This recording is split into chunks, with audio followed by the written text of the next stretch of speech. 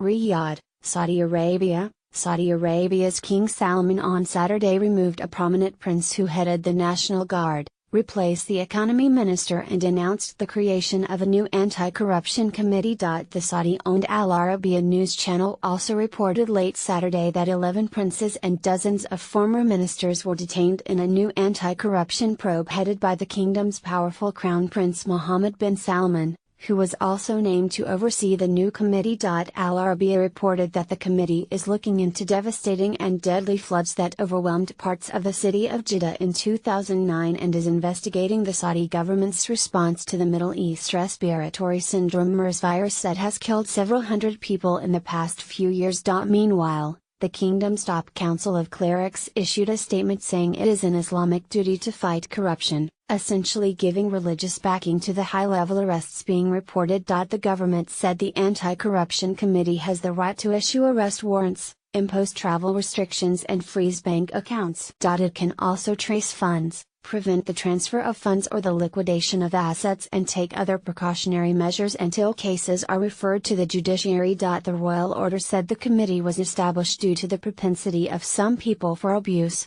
putting their personal interest above public interest, and stealing public funds.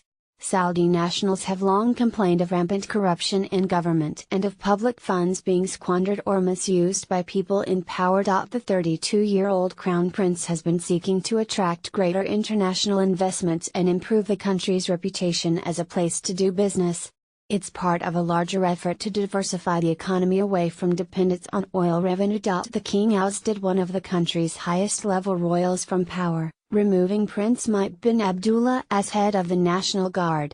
He was replaced by Prince Khalid bin Auf Al Makran, who had held a senior post with the Guard. Prince Mike's father was the late King Abdullah, who also had led the National Guard and had transformed it into a powerful and prestigious force tasked with protecting the ruling Al Saud family, as well as important holy sites in Mecca and Medina, and oil and gas sites. Prince Mike was once considered a contender for the throne. His ouster as head of the National Guard essentially sidelines one of the most formidable rivals to the current Crown Prince, who has amassed enormous power in less than 3 years since his father, King Salman, ascended to the throne. It comes just 3 months after Prince Mohammed bin Naif was ousted from the line of succession and from his post as Interior Minister, overseeing internal security.